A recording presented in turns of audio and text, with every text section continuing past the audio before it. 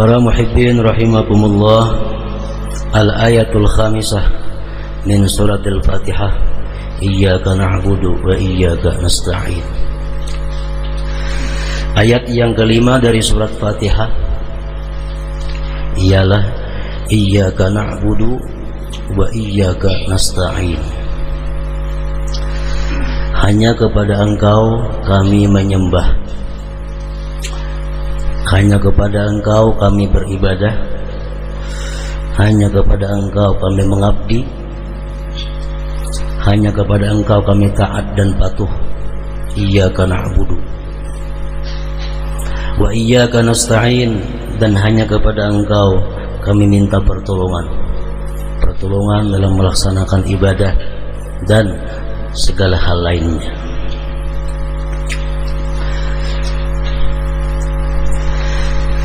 Iyyaka na'budu, hanya kepada Engkau kami beribadah, mengabdi. Ibadah itu menurut pendapat sebahagian ulama artinya al-qiyamu bil fi'lil matlub syar'a, melaksanakan dengan memperbuat sesuatu yang dituntut pada syara. Melaksanakan apa yang dituntut oleh syara itu namanya ibadah. Demikian dalam kitab Sirajut Talibin disebutkan demikian arti ibadah. Kita sembahyang berarti kita ibadah. Kita membaca Al-Quran berarti kita melakukan ibadah. Kita puasa berarti kita beribadah. Al-qiyamu bil fi'lil matlub syar'a. Hanya kepada Engkau ya Allah kami menyembah, kami beribadah, dan hanya kepada Engkau kami minta tolong, terutama dalam hal ibadah tersebut. Karena ibadah itu begitu sulit dan rumit, maka sangat memerlukan bantuan pertolongan daripada Allah Subhanahu wa ta'ala. Ada 4 hal yang bersangkutan dengan ibadah. Pertama, sihhatul ibadah, sahnya ibadah. Yang kedua, qabulul ibadah, diterimanya ibadah itu. Yang ketiga, kasratul ibadah wa mudawamatuha ilal maut, banyaknya ibadah dan berkekalannya itu ibadah sampai mati. Karena firman Allah, wa'bud rabbaka hatta ya'tiyakal yakin, beribadahlah kamu kepada Allah sampai yakin. Menurut beberapa ulama tafsir sampai mati. Dan yang keempat, memelihara ibadah yang ada jangan sampai digugurkan oleh Allah Subhanahu wa ta'ala. Sahnya ibadah, diterimanya ibadah, banyak dan rutinnya ibadah, dan amannya ibadah daripada gugur, daripada dihapuskan. Nah, jadi 4 perkara itulah yang berkaitan dengan ibadah, yang mana kita sangat membutuhkan pertolongan dari Allah Subhanahu wa ta'ala. Wa iyyaka nasta'in. Ibadah itu dikatakan sah, sihhatul ibadah. Yang pertama diketahui adalah sahnya ibadah itu ilmu.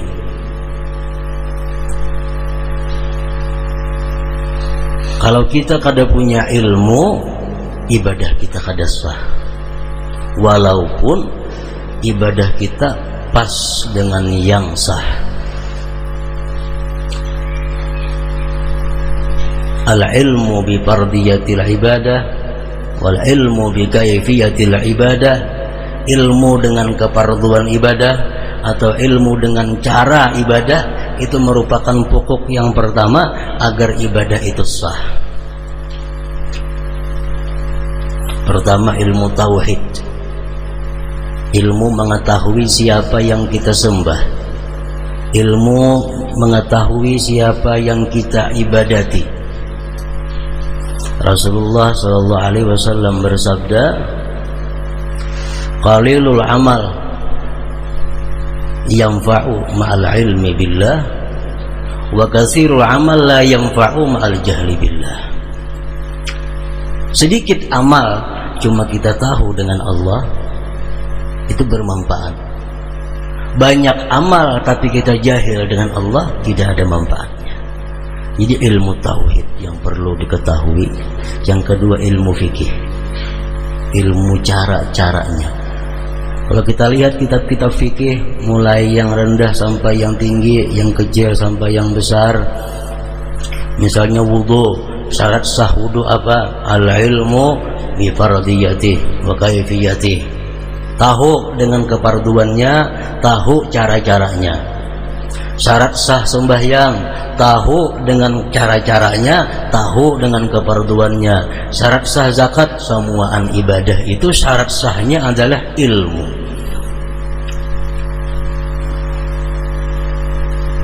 Jadi kalau kita hendak beribadah kepada Allah, kita menuntut ilmu. Apa hukumnya kita menuntut ilmu? Tergantung ibadah yang akan kita lakukan. Kalau ibadah yang kita lakukan sunat, sunat menuntut ilmunya. Ibadah yang wajib akan kita lakukan, wajib kita mengetahui ilmunya, mengetahui caranya.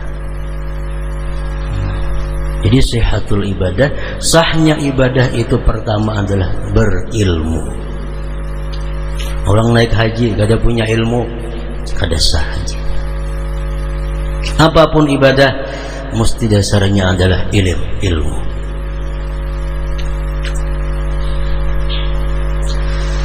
Pengarang Zubat mengatakan fakullu man bighairi ilmin ya'malu a'maluhu mardudatun la tuqbalu. Ujar syarahnya menjelaskan la tasihhu. Tiap-tiap orang yang beramal tanpa ilmu, amalnya ditolak dan tidak diterima. Maksudnya la tasihhu, tidak sah. Lihat dalam syarah Zubat Mawahibus Samad dan seumpamanya. Jadi ilmu dasar ibadah pertama. Yang kedua yang berkaitan dengan ibadah itu adalah qabulul ibadah, diterimanya ibadah. Karena setiap ibadah yang sah belum tentu diterima oleh Allah Subhanahu wa ta'ala.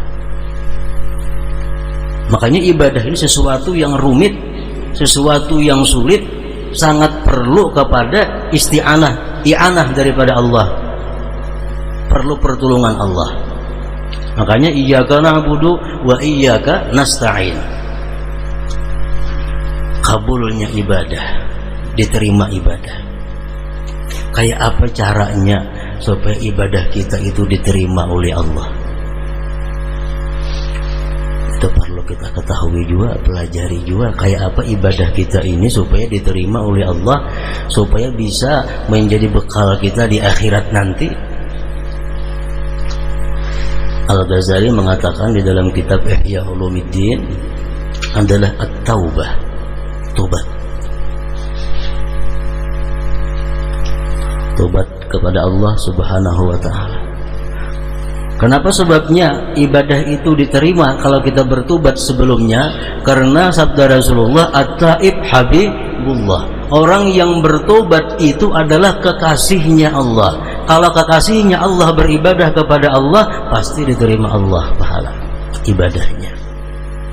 Orang yang bertobat kekasih Allah, at-taib habibullah. Orang yang tobat kekasih Allah. Kalau kekasih ini beribadah kepada yang dikasihinya, tentu akan diterima.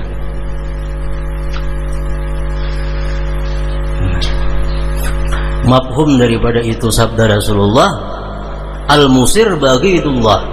Orang yang mengekali perbuatan dosa, orang yang selalu tidak tobat daripada dosanya adalah murka Allah, dimusuhi Allah, dimarahi Allah. Kalau orang yang beribadah ini dimarahi Allah, sulit ibadahnya diterima. Nah, jadi tobat kepada Allah itu merupakan asas, pondasi, asasut tariq, pondasi jalan kita untuk menuju Allah, tobat.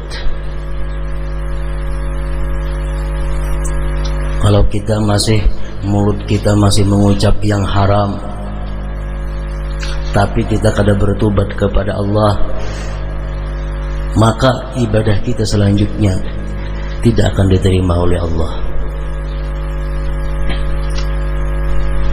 Seluruh anggota tubuh kita yang melakukan maksiat kepada Allah lalu beribadah kepada Allah tanpa dimulai dengan tobat terlebih dahulu tidak diperkenankan oleh Allah. Allah berfirman dalam Al-Quran, innama yataqabbalullahu minal muttaqin. Allah hanya menerima orang-orang yang takwa kepadanya. Jadi tobat kepada Allah. Makanya sebelum sembahyang disuruh kita berwudu. Wudu itu artinya apa? Bukan hanya mensucikan zahir daripada hadas, tapi dikehendaki dengan wudu itu adalah sucinya diri kita daripada dosa-dosa kepada Allah dan kepada makhluknya. Nah, sehingga dengan itu wudu kita sembahyang, kita orang yang bersih, sembahyang kita berkenan oleh Allah Subhanahu wa taala. Tobat agar ibadah itu diterima.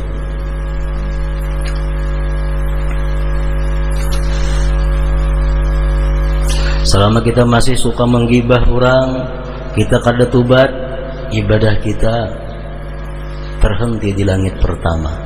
Demikian bunyi hadis terjemahnya daripada riwayat Muaz bin Jabal. Kita ghibah, kita kada tobat daripada ghibah, kemudian kita beribadah kepada Allah, terhenti di langit pertama, ditolak oleh penjaga langit amal ibadah orang yang ghibah. Nah, jadi tobat dahulu kepada Allah Subhanahu wa taala, hanya melakukan ibadah. Yang ketiga, kasratul ibadah wa mudawamatuha ilal maut. Ibadah itu diperlukan banyak. Dengan banyak ibadah kita bisa menjadi kekasihnya Allah. Memperbanyak ibadah dan mengekalkan ibadah itu ilal maut, sampai mati.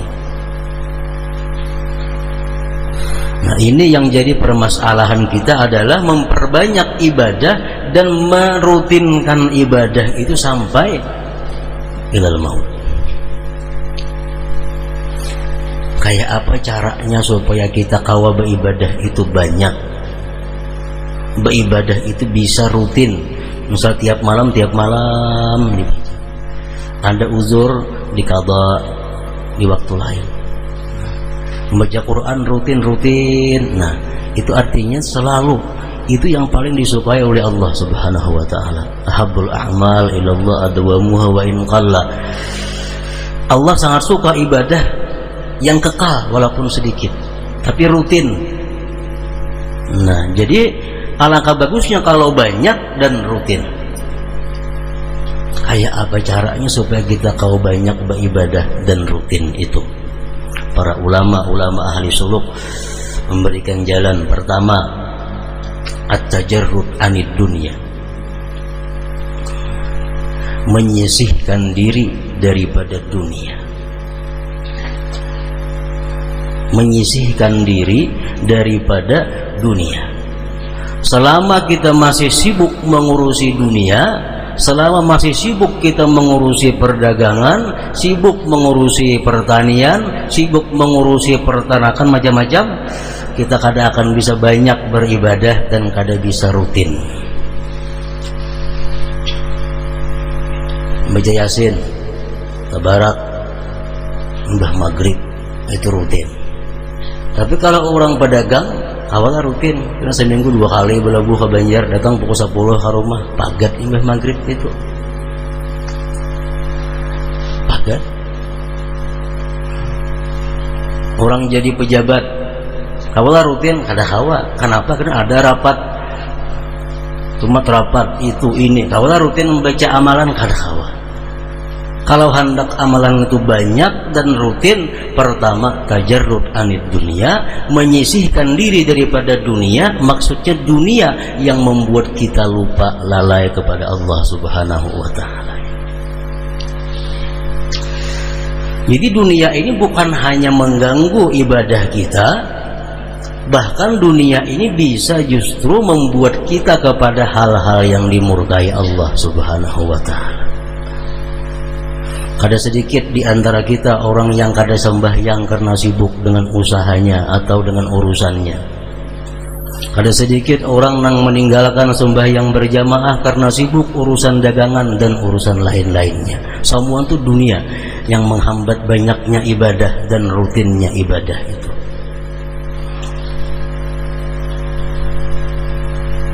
Rasulullah SAW bersabda, "Man ahabba dunya adarra bi akhiratihi, wa man ahabba akhiratah adarra bi dunya."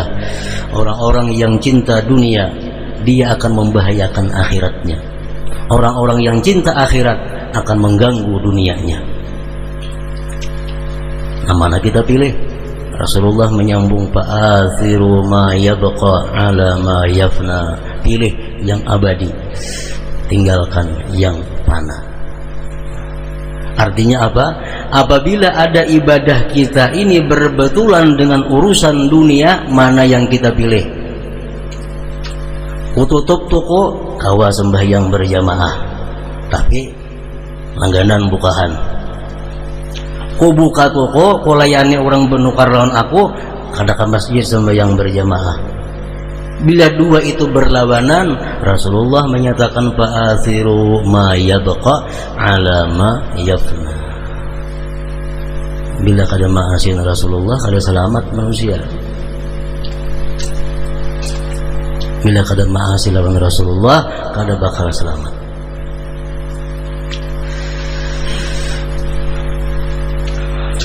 Rasul menyatakan lagi dalam satu hadis, "La ta'tiyannakum ba'di dunya ta'kulu imanakum kama ta'kulun narul hatab."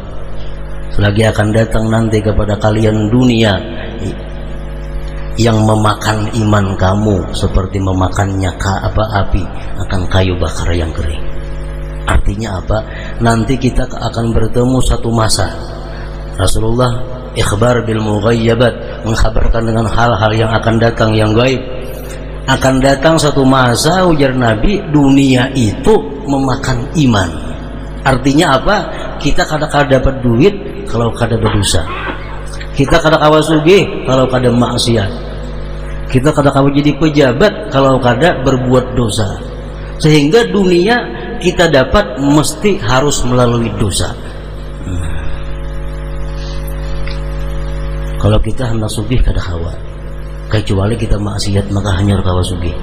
Itu ada kayaknya masanya, ujar Rasulullah Sallallahu Alaihi Wasallam. Orang kada kawa jadi pejabat kecuali nya hakun berbuat maksiat dulu. Kalau orangnya kada wani maksiat, kada bakal jadi pejabat tinggi, paling tinggi lurah. Itu bin kayak apakah? Kaina, ujar Nabi, ada masa macam itu. Kaina bukan wah ini kira-kira ada kaina. La ta'tiyannakum ba'di